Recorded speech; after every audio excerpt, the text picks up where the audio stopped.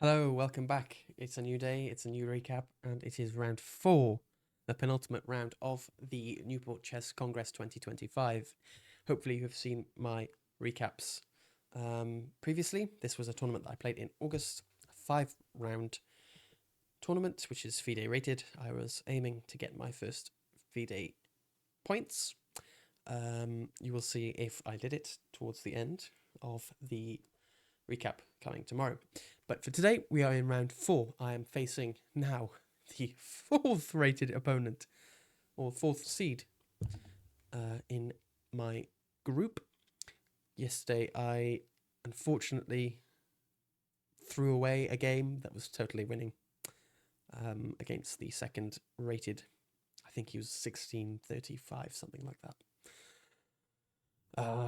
That would have been an incredible win for me. I should have pushed, but I guess I didn't have it in me. But today, we have the white pieces. This is the penultimate round. It's the morning round of the final day. And I have the white pieces finally. And as I said, this is against the 4th rated opponent, around 1600 to 1601, something like that from memory. But let's get into it. I sat for a while wondering what I should do. I was a bit annoyed about the game the day previous. Again, I should recap that I had not checked with the engine because I knew that that would send me in an even worse spiral for all of the games, because you don't want to feel like you played a good game and then the computer to tell you that you were stupid. So although I didn't know how stupid I was, I had felt that this was an opportunity that I had let slip. So I sort of tried to collect myself at the start of the game, took a few minutes, and then went with knight f3 as I had prepared.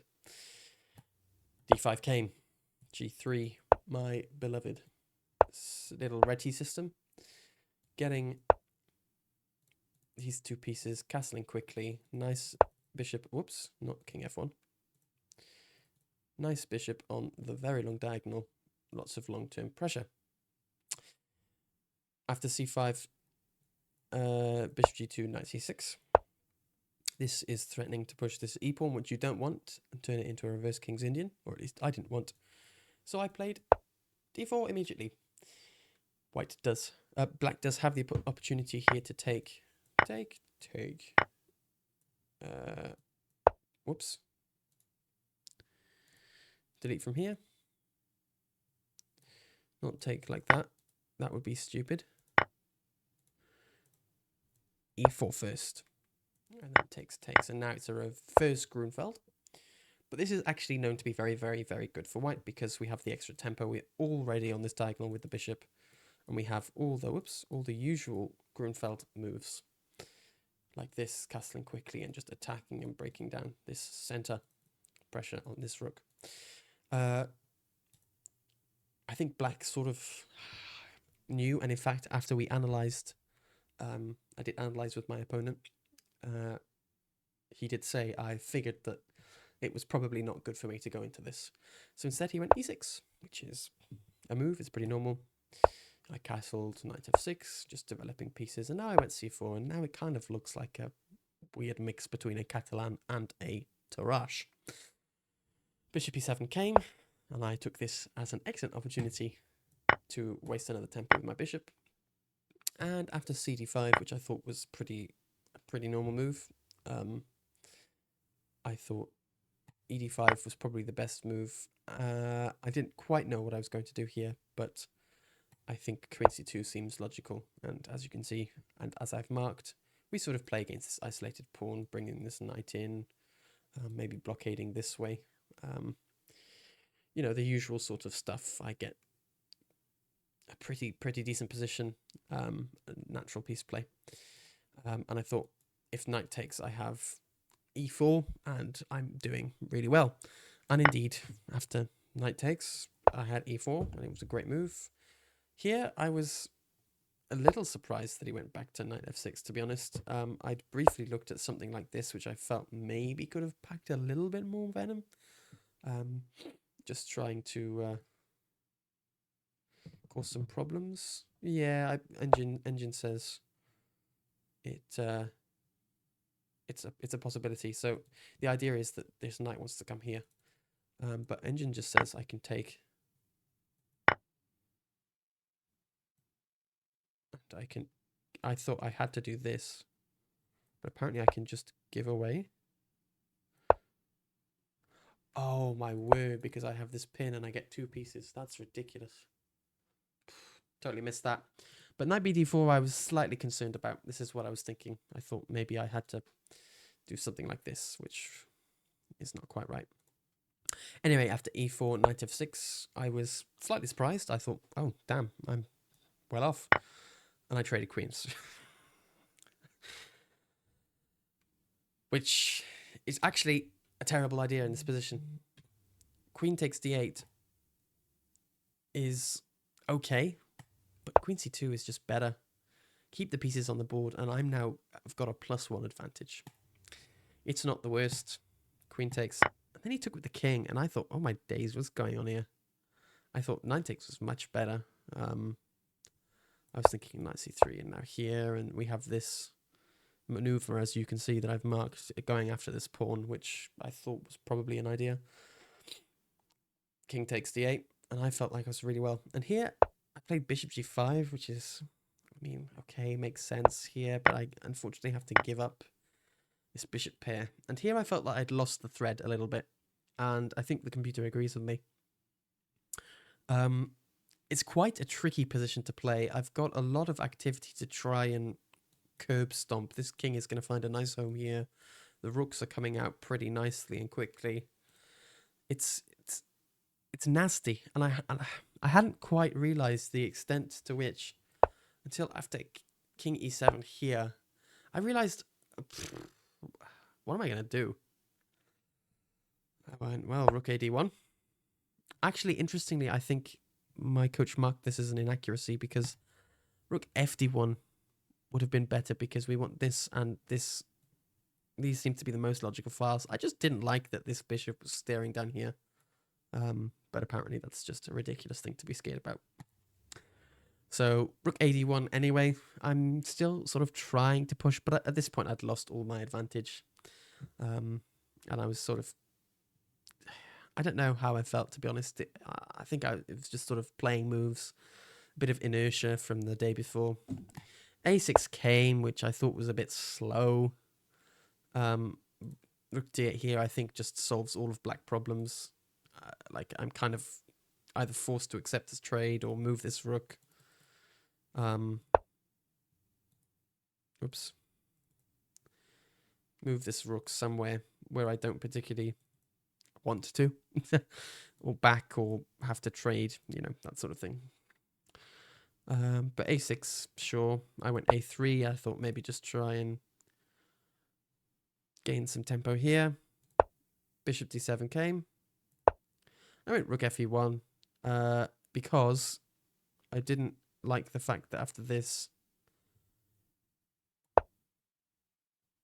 I can't remember, what didn't I like about b4 here? I think it was just that this knight was a bit loose. I didn't like that. Engine says bishop a7, and I'm just fine. b4 is just rubbish. And in fact, I'm worse here. After a3, it was just the wrong plan. I had to go back. Wow. It's a really tricky position. But the power of just this bishop pair, I think, coming in is just is what's killing me. Interesting. Well, there we are. Engine says I'm already worse. So I think I realized that this b4 idea was a little bit ridiculous because it just loosens this knight. And indeed, 95 came here as the engine suggests. And I realized, oh, I'm actually not pushing for an advantage here. I'm fighting to survive. So I played rook e2. My idea was that I didn't want to trade here. I wanted to keep the attention and maybe just cause some problems along here or here. Rook h to d8. Basically just taking the chance to claim a bit of stake over the file. I played this h3 move, which is just ridiculous. My idea was that I wanted to not allow the knight to come in here if I was to ever, for example, move this knight and try and play f4.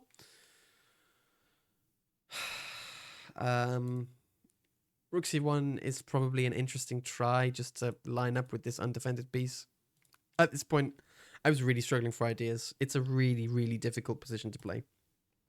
h3 is just a bit slow, rook a c1, and now we have this problem. This rook c1 is what sort of prevents this idea. I went to rook c2 because, of course, if I went something like king h2 to continue with maybe my plan of just improving my king, trying to get a maneuver like this bishop takes a3, which I didn't like. You gain the pawn, and now this tactic, and this is a problem, and I have two huge, scary passes to deal with. So I said, no way.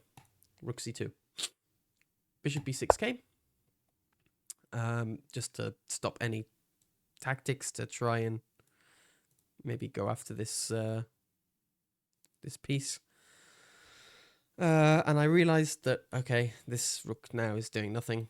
So I bring it back to d2. Bishop c6 comes, and I was really feeling the pressure. I didn't really know what to do. I felt that this was probably going to come. This is going to be weak.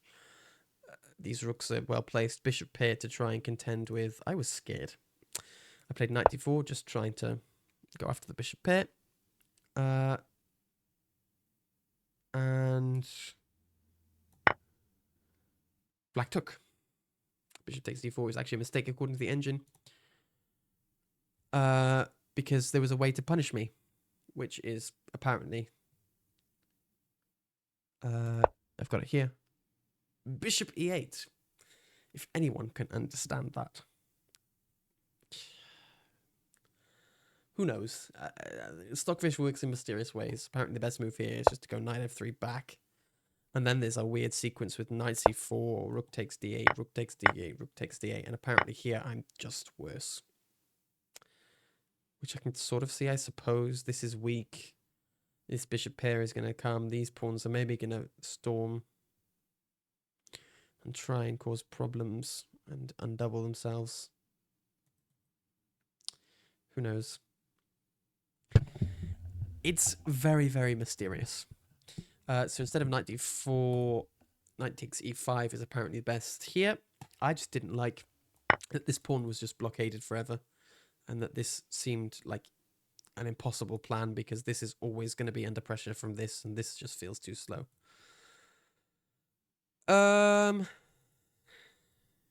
But yeah, apparently this is fine because now I can take, and bishop f1 to secure a draw. It beats me. Bishop d4, bishop d3, and everything's fine, says the computer. Again, who knows? Chess is mysterious, but I do know that Magnus Carlsen would understand this. Anyway, bishop takes, excuse me, bishop takes d4 is a mistake. And that actually allowed me to completely liquidate into a very, very nice... Basically, this is just drawn. If anything, black is slightly better. And here black offered the draw. I considered a few options. I considered taking, takes, and f4. But engine says, yeah, if anything, black has a slight advantage in this position. As my coach said, this was a mature decision. I understood that this basically is only black to try and win for or gain any sort of advantage. So, although annoying, I messed up a few spots where I maybe could have gone queen c2 in the opening. Try and played a little bit more interestingly. At the end of the day, it was a solid draw. I was slightly worse. And this bishop takes d4, rook takes d4, allowed me to just liquidate and say, solid draw.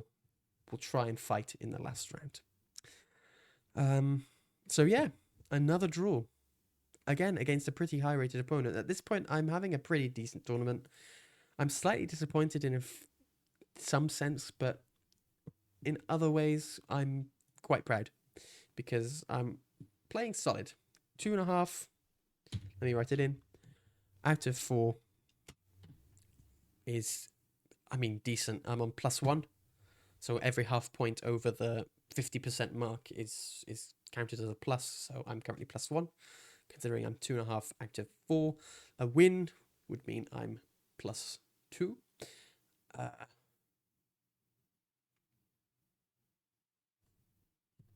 Otherwise, I don't know. If I lost, it would be kind of a bad tournament. Yeah, at this point, I kind of want to either draw or win. Unfortunately, the draw today meant I was out of contention for the podium. But I was still fighting for the rating prize. So mixed emotions here. It's one of those where you feel like you maybe could have done more, but things are sort of slipping out of control. You got a position, but you didn't really understand it. The usual. I think still, again, as I said at the start, sort of inertia from the round previous. But look on the bright side, no losses yet. I've got 1 win, and it was a nice checkmate. I'm 2.5 out of the 4 rounds that I'd played, and I've still got 1 more round to try and fight in the evening. But other than that, I think I will leave it there. Not much else to say. Thank you very much for watching. Hopefully you enjoyed it. Hopefully you learned something. I certainly learn something every time I do these. Again, my analysis is probably not always perfect, but it is what I understand it to be.